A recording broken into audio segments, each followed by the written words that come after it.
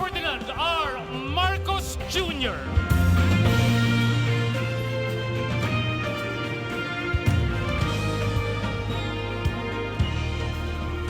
Panahon na magbabago at iayos ang mga dapat The President will now lead the ribbon-cutting ceremony, joined by Mr. Benjamin Yao, Steel Asia's Chairman and CEO, Mr. Rene Buenaventura, Steel Asia's Board Member, Department of Trade and Industry Secretary Alfredo Pascual, Special Assistant to the President for Investment and Economic Affairs, Secretary Frederick Go, Mayor Felidur Quino of the Municipality of Compostela, and Mr. Philip Lo and Mr. Michael De Jesus of the Development Bank of the Philippines.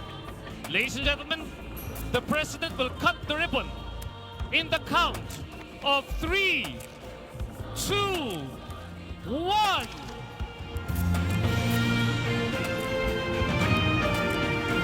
Ladies and gentlemen, we just witnessed the Steel Asia Compostela Works ribbon-cutting ceremony. A round of applause, please, for the President.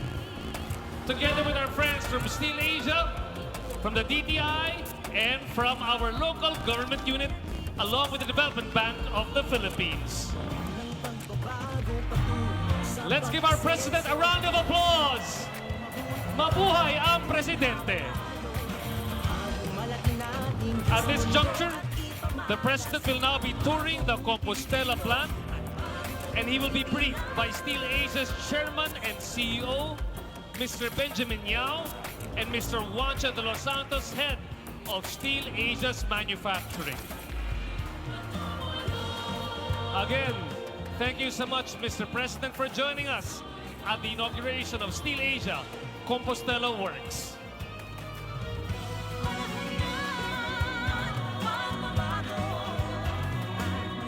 Together with Steel Asia's Chairman and CEO, Mr. Benjamin Yao, and Mr. Juancho de los Santos, head of Steel Asia's manufacturing, the President is now proceeding to the second level of the plant to see Steel Asia's world-class facilities.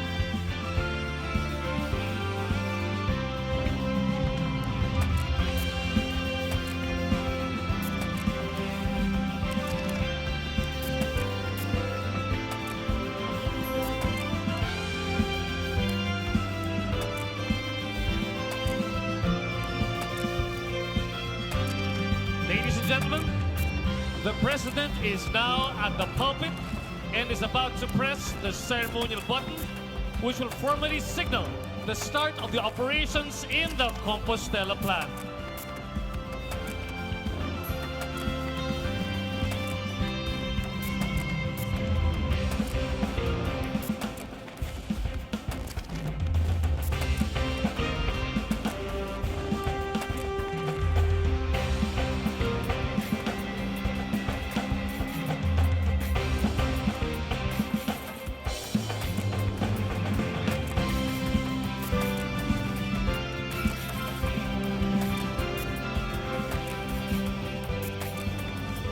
And the president is now the puppet and about to press the buzzer. And with that, this signifies that the Steel Asia Compostela plant is now in operation. Mabuhay ang Steel Asia! More importantly, the buzzer sound stands for Steel Asia's continued commitment to raising the bar in reliability, management, and technology. Steel Asia's Compostela plant is the newest, largest, and most modern steel mill here in Compostela, Cebu, with a production capacity of over 1 million tons of rebar annually. It is the latest addition to Steel Asia's 7 steel mills across the country. And today's inauguration symbolizes the company's legacy and continuing faith in the Filipino people. Mabuhay ang Presidente, mabuhay ang Steel Asia.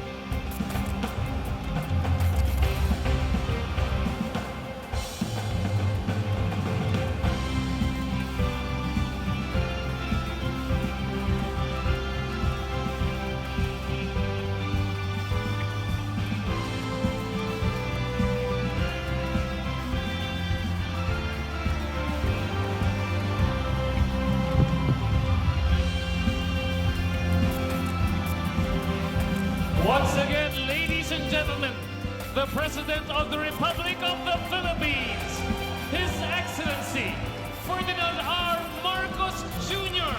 Mabuhay ang Presidente!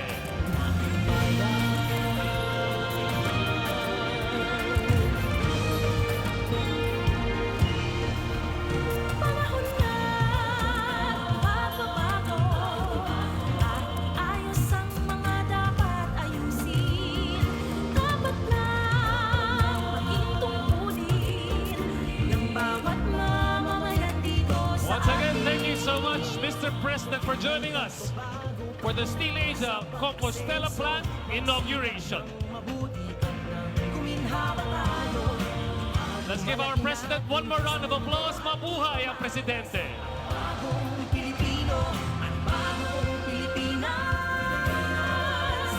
Panahon na magbabago ang Pilipino dito sa sariling atin.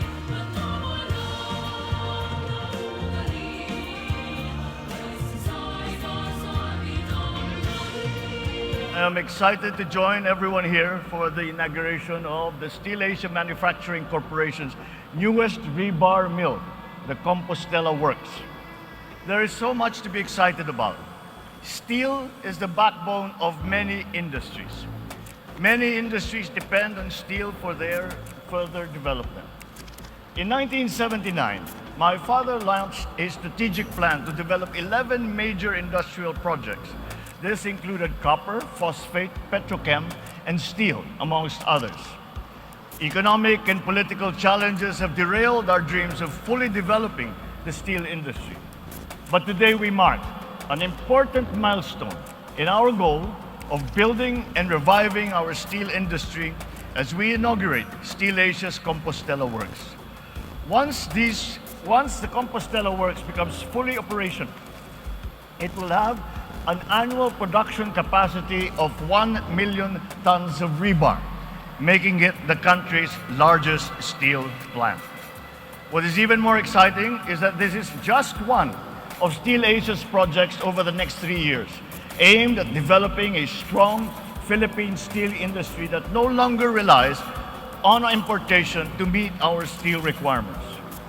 These projects align perfectly with the recently signed Tatak Pinoy Law, a law which aims to reduce our country's import dependence and to be a mother industry to the manufacturing sector.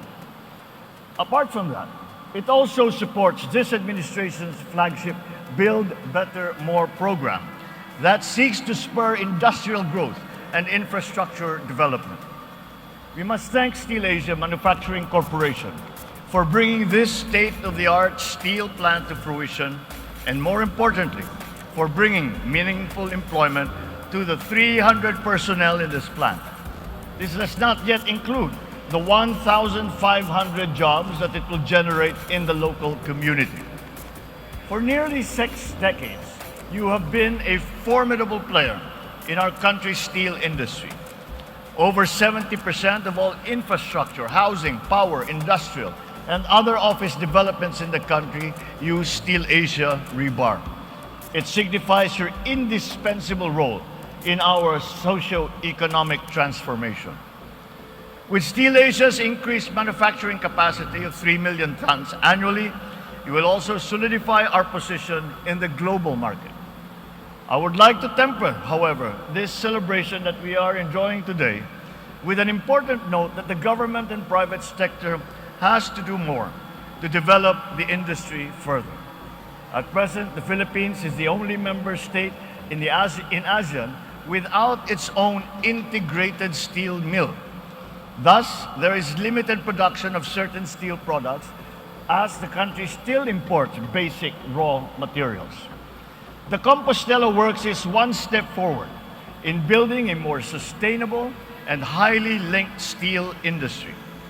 To support our social and economic growth, I encourage everyone to work with us in addressing the remaining supply chain gaps in the steel industry.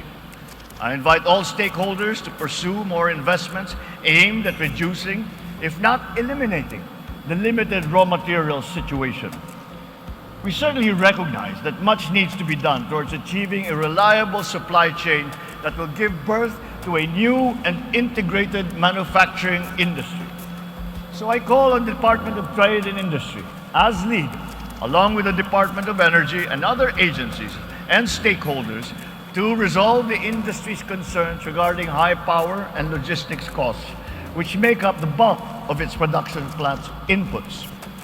So I look forward to the formulation and submission of a concrete and feasible plan to improve our steel trade balance over the next years.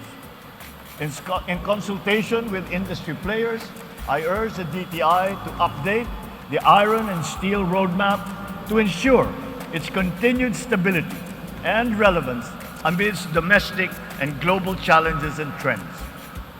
Let this inauguration attest to this administration's unwavering commitment to invest in our people, in our nation, and our future. By localizing the production of basic steel products, we contribute to the generation of more inclusive and sustainable opportunities, the diversification of our steel industry, and the stability of our economy. Ladies and gentlemen, we are now in the era of a bagong Pilipinas, a nation full of high hopes, an economy that promises a bright future, and the people driven by the burning passion to excel, to succeed. Just like steel, we Filipinos are innately strong, resilient, and indomitable. So let us work together for a more globally competitive, prosperous, innovative, and empowered bagong Pilipinas. Mabuhay ang industriyang Pilipino, mabuhay ang bagong Pilipinas. Maraming salamat po at magandang hapon po sa inyong lahat. At mabuhay ang Presidente. Thank you so much for your unwavering support of the steel industry behind Steel Asia.